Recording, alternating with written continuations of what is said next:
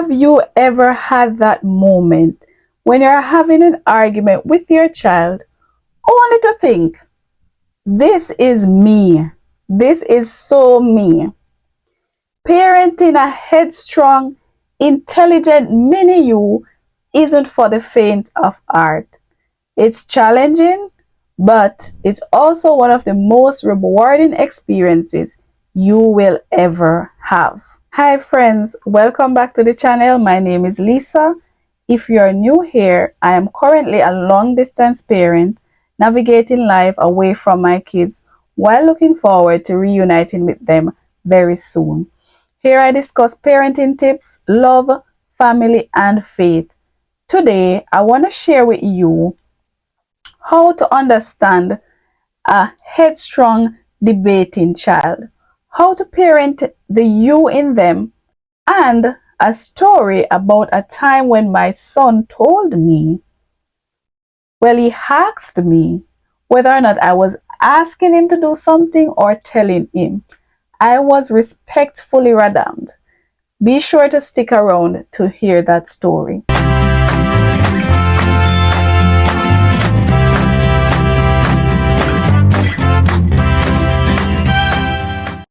So, understanding a child who is headstrong and debative.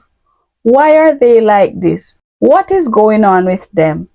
If you have a child who is headstrong and always debating something, then you will recognize some of these traits immediately. So the first thing you will recognize is that these children are strong-willed, but they are not defiant.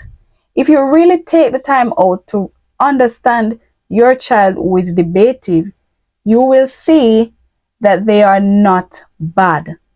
All right?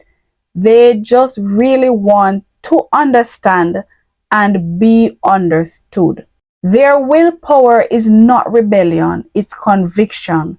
They have to be convicted of something to really say, yes, this is so.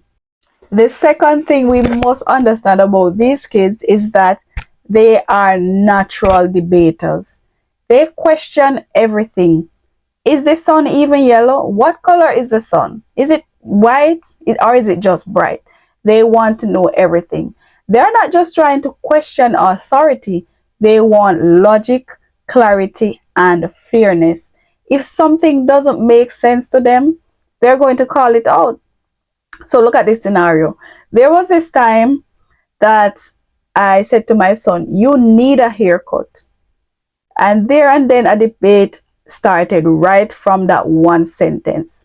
Right, the young man said, I said, he was like, I need a haircut. I'm like, okay, I'm not going down this road with you. So I screenshot a picture of his school's requirement for grooming and I sent it to him and I said, listen, look at the pictures here and compare it with your hair and see if it matches. If you go to school Monday morning and then send you back, I have nothing to do with it. You look at it and you decide whether or not you want or need, whatever the word is, a haircut. Because I realized that that one word triggered a debate and I was not in the mood to start a debate on whether or not a haircut is a want or a need. So they are natural debaters. These kids are also very self-aware. They experience intense self-awareness. Believe it or not, they know that they are intense. So they feel things deeply, they think critically, and sometimes they don't know how to interpret these intense feelings. So you have to be in touch with that and know when to intervene. They are also a mirror of you. That's a hard truth. They didn't just inherited your DNA, but they also inherited your mindset, your fire, your logic, your stubbornness. You are parenting your own shadow. So always stay in touch with these traits so you can identify them. So now comes the real challenge. How do we raise headstrong mini debaters without crushing their spirit or worse, losing your sanity? So we want to mirror and not match. Don't try to win every argument. If you go toe to toe, you create a power struggle. Validate their feelings and guide them. The next thing you want to do is teach emotional regulation, not submission. These kids better respond to, let's take a break and discuss this later, rather than, because I said so. This next step is huge. It's also very annoying sometimes, but you need to explain the why. Explain, explain, explain. These kids need to understand why. It's not about negotiating every matter, it's about explaining to them so they can understand. And it also respects their mind, it respects their intellect when you explain why. All right, teach assertiveness over aggression. Help them understand that their voice matters. However, tone, timing, and empathy are skills that they need to develop, and you can help them to do this by helping them to be more assertive. Don't be controlling. When they come at you with hard questions, make it a discussion. Listen to them, speak to them, ask back the questions to them, help to develop their mindset, their mentality, their intellect. Turn it into a discussion. Sometimes the hard questions are hard, but ask them back the questions, get them to thinking, and they now can interpret their own questions and know you have a great discussion, because remember, great minds do think alike. So now to the story that I promised earlier.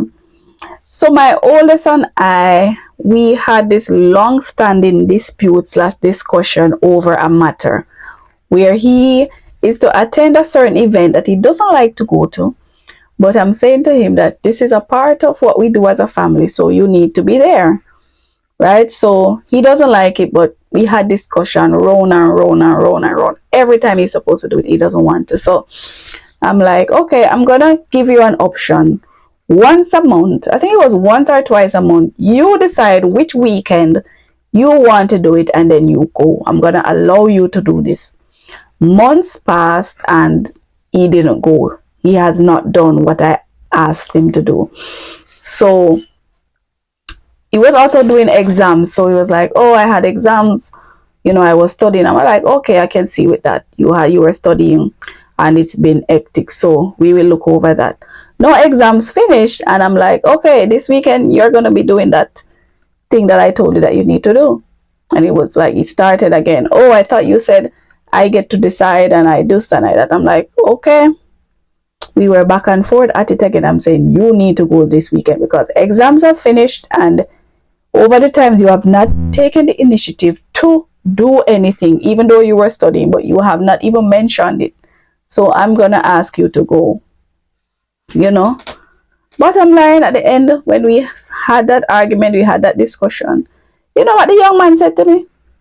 Are you asking me or are you telling me to go? I'm like, I'm telling you. So that was the end of it. I had to play the parent card. I'm telling you, because the discussion was not going anywhere. This young man was just debating. I'm like, I'm so over this. But I felt so radammed.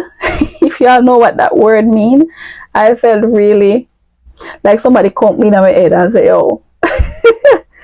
But it can be really difficult when you have a strong-willed child, especially if you are a person who is strong-willed and you believe, even if something is odd, you believe that, listen, this is my take on it, this is my view on something, and I have proven this fact, so I'm holding on to this.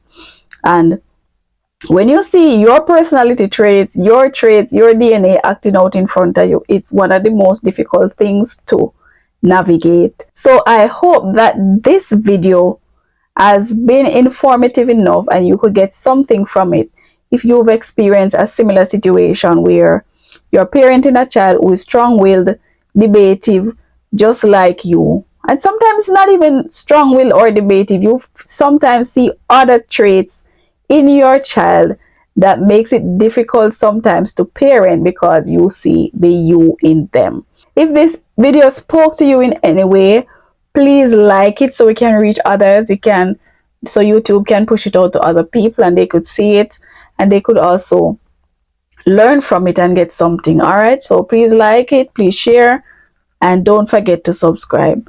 Thank you so much for watching. Until next time, this is Life In with Lisa.